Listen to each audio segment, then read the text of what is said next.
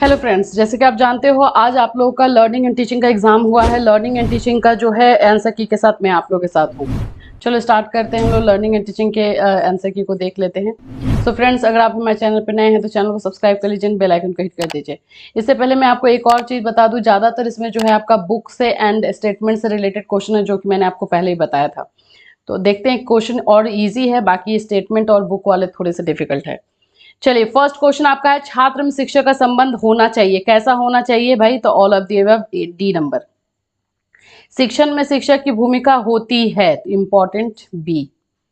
वर्तमान शिक्षा व्यवस्था में केंद्रीय भूमिका में है चाइल्ड यानी स्टूडेंट, शिक्षार्थी। शिक्षण प्रतिमान शिक्षण को बनाते हैं, सी दोनों। साइकोलॉजी शब्द किस भाषा से लिया गया है? ग्रीक, ए। शब्द साइकोलॉजी की उत्पत्ति किन दो शब्दों से मिलकर हुई है? B, psyche and लोगस। प्लेटो व अरस्तु ने मनोविज्ञान को किसका विज्ञान माना? देखो, मनोविज्ञान के बारे में आपको पहले से भी बहुत कंफ्यूजन चल रहा है, तो यहाँ पे प्लेटो एंड अरस्तु के बारे में पूछा गया है, तो उन्होंने जो है इसको मनोविज्ञान को मन का विज्ञान माना है, ए हो जाएगा। और इसके बाद जो वर्तमान समय में है उसमें आपका बिहेवियर होगा। किस मनोविज्ञान ने प्रथम मनोवैज्ञानिक प्रयोगशाला की स्थापना की है? तो भाई वुंट है, सी। वर्तमान समय में मनोविज्ञान को किसका विज्ञान माना जाता है? देखो, वर्तमान समय में आया है तो ये बिहेवियर हो जाएगा, ये वर्ड लगा हुआ है, बहुत इंपॉर्टेंट है। शिक्षा मनोविज्ञान की प्रकृति है, साइंटिफिक। शिक्षा मनोविज्ञान मानवीय व्यवहार का शैक्षिक परिस्थिति, ये इसका आंसर आपका हो जाएगा स्किनर, बी। शिक्षा मनोविज्ञान शैक्षिक विकास का क्रमबद्ध अध्ययन है, ये स्टेफन हो जाएगा, बी। बहुत स्टेटमेंट वाले क्वेश्चन है, फिर ये भी स्टेटमेंट का है, इसका आंसर आपका डी हो जाएगा। शिक्षा मनोविज्ञान में मनोविज्ञान प्रवृत्ति लाने का श्रेय जाता है फ्रॉवेल को। मनोविज्ञान है पॉजिटिव साइंस, ए। शैक्षिक मनोविज्ञान एक अध्ययन है, तो ये आपका आ जाएगा डी, सभी के लिए है भाई। किसने कहा कि शैक्षिक मनोवैज्ञानिक अभिवृद्धि का क्रमबद्ध है? तो ये रिपीटेड है क्वेश्चन, स्टेफन। किसने कहा शैक्षिक मनोविज्ञान शिक्षा का विज्ञान है? ए। शैक्षिक मनोविज्ञान एक शिक्षक को अपने शिक्षण, ये है आपका लर्नर हो जाएगा, सी। एकल अध्ययन इन केस स्टडी का उद्देश्य होता है, डी। विज्ञान की प्रविधि प्रयुक्त की जाती है, डी। विशिष्ट बालकों की श्रेणी में आते हैं, भाई ये भी डी हो जाएगा। पिछड़ेपन की पहचान होती है, डी। विशिष्ट बालकों की प्रमुख विशेषता है, इसका आंसर सी हो जाएगा। मानसिक मंदता का मुख्य कारण है, सी। बुद्धि अमूर्त चिंतन की योग्यता है, टर्मन, जो मैंने आपको पीडीएफ दिया था उसमें ये था भी स्टेटमेंट वाला। बुद्धि वह है जिसे, इसका हो जाएगा एडविन बोरिंग, डी। सर्वप्रथम मानसिक आयु का किसने यूज किया था मेंटल एज का? तो अल्फ्रेड बी ने। थॉर्नडाइक के अनुसार बुद्धि के प्रकार कितने हैं? तो 3।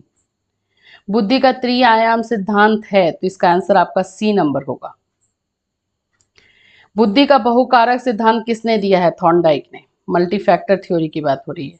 बुद्धि परीक्षण का मुख्य रूप है, डी। प्रमापीकृत परीक्षा की विशेषता है, डी। भाटिया बैटरी परीक्षण में कितने हुए हैं? तो 5 सब स्टेज हुए हैं, सब टेस्ट हुए हैं। निम्नलिखित में किसको बुद्धि लब्धि से संबंधित अंतर वाले वर्ग में नहीं रखा गया है? तो सी हो जाएगा। पिच, लय, समय और स्वर, ये आपका म्यूजिकल बुद्धि में आ जाएगा। तार्किक बुद्धि साधारणतः किनमें ज्यादा विकसित होती है? तो ये डी हो जाएगा। थॉर्नडाइक के अनुसार शिक्षक वकीलों में कौन सी बुद्धि होती है? तो भाई एब्स्ट्रैक्ट इंटेलिजेंस, अमूर्त बुद्धि। स्टैनफोर्ड बिने परीक्षण के लिए उत्तरदायी बिने ने निम्नलिखित में से क्या किया है? तो इसका आंसर बी हो जाएगा, मेंटल एज। एक 50 वर्ष के व्यक्ति की मानसिक आयु 16 है, इसका आपको आईक्यू निकालना है, 32 आएगा। स्टैनफोर्ड बिने परीक्षण मापन करता है इंटेलिजेंस का। निम्नलिखित आईक्यू स्तरों में औसत आईक्यू क्या होगा? तो 90 से 119।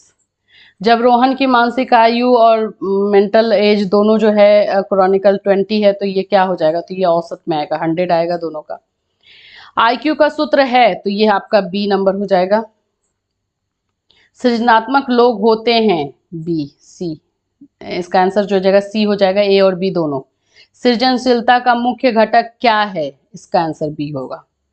जनरल साइकोलॉजी के पुस्तक के लेखक कौन है? देखो पुस्तक वाला बुक वाला में कंफ्यूजन में पहले ही बोलती हूँ, बाद में मत बोलना कि मैम आप गलत बता रही, क्योंकि ये रियली में मिल नहीं रहा है। तो इसका तो आंसर अगर मैं बोलूँ तो आपको जलोटा में कर सकती हूँ, बट इसमें डाउट है सभी क्वेश्चंस में। जो भी बुक वाले हैं, डिक्शनरी ऑफ एजुकेशन के लिए अगर बोला जाए तो ये जो है सीवी गुड का आ रहा है, लेकिन ये भी क्लियर नहीं है। आप लोगों को पता हो तो आप लोग बता सकते हो। बुक का जो नाम आ रहा है, जो ऑथर का, वो रॉन्ग आ रहा है। सोशल लिविंग क्या है? सोशल लिविंग के लिए लैंडिस के लिए बोल सकते हैं, बट ये सारे डाउटफुल है। बुक वाले सारे के सारे क्वेश्चंस डाउटफुल हैं, इसलिए मैं ज़्यादा करूंगी ही नहीं तो फिर आप लोग बोलने लगते हो कि मैम आप गलत बता रही हैं, गलत बता रही हैं। भाई पहले ही बोल दिया जा रहा है कि नहीं पता है इसके बारे में, इसका आंसर नहीं आ रहा है। सामाजिक प्रेरक होते हैं तो बी आ जाएगा इसका आंसर। जन्मजात अभिप्रेरक होते हैं 3। कौन जन्मजात अभिप्रेरक नहीं है? तो ये हो जाएगा सी। अभिप्रेरणा कार्य को आरंभ करने, जारी रखने और नियमित करने की क्रिया है, तो ये आ जाएगा आपका गुड का। किसने कहा कि अभिप्रेरणा छात्र में रुचि उत्पन्न करने की कला है? तो देखो इसका एंडरसन है, बट इसमें भी डाउट है। अभिप्रेरणा सीखने के लिए राजमार्ग है, तो ऑफकोर्स स्किनर का है, सुपर हाईवे की थ्योरी है। प्रेरणा शब्द लैटिन भाषा के किससे निकला हो? देखो इसमें जो है स्पेलिंग में प्रॉब्लम है। मूवियर होता है, मूवियर का मीनिंग होता है टू मूव, तो इसलिए इसका आंसर ए लगाओगे। प्रेरणा से संबंधित मुख्य कौन कौन पद होते हैं? तो देखो इसका आंसर आ जाएगा आपका सी। सीखने में अभिप्रेरणा का महत्व है, वेरी इंपॉर्टेंट, बी नंबर। प्रेरणा संबंधी चालक सिद्धांत के प्रतिपादक है, प्रेरणा संबंधी सिद्धांत के जो प्रतिपादक है केली हो जाएगा। प्रेरणा संबंधी स्वास्थ्य सिद्धांत के प्रतिपादक है ए। किसने कहा प्रेरित होने पर अधिगम भी अच्छा होगा? प्रेरित होने पर अधिगम भी अच्छा होगा, एंडरसन। छात्रों को प्रेरित करने की निम्न से उत्तम विधि है, प्रेज, उनकी प्रशंसा करना। आत्मगौरव है, व्यक्तिगत, सी नंबर। सीखने में सबसे महत्वपूर्ण कारक है, मोटिवेशन। सीखना क्या नहीं है? तो देखो इजी बिहेवियर होगा, अदरवाइज विकास भी सीखना है, अनुभव भी है, अनुभवों का संगठन भी है, तो इसलिए इसका बी नंबर लगाओगे अकॉर्डिंग टू ऑप्शन।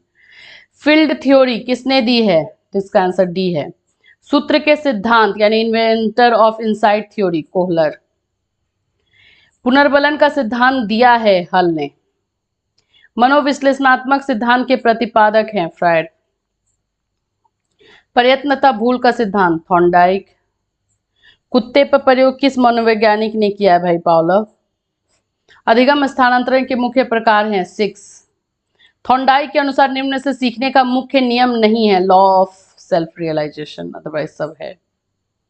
संप्रेषण का प्रकार है, संप्रेषण एवं ऑल, डी हो जाएगा। अधिगम स्थानांतरण का अर्थ है, डी हो जाएगा।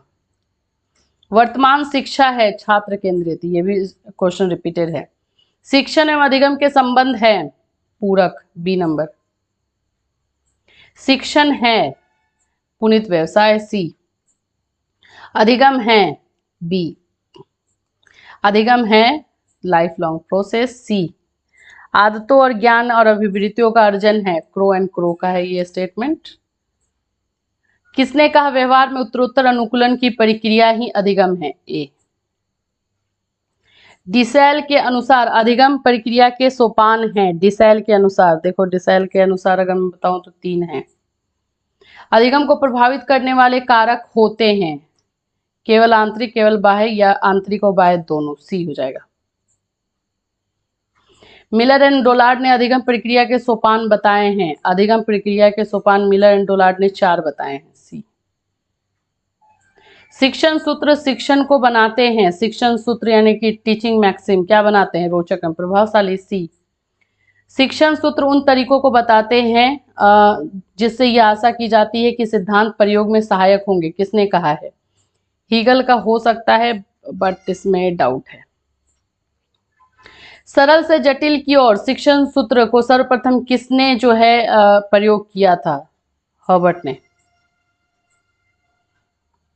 निम्नलिखित में से कौन सा शिक्षण सूत्र नहीं है? डी।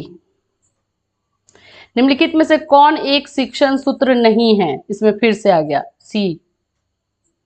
ठीक है, ये सी हो जाएगा।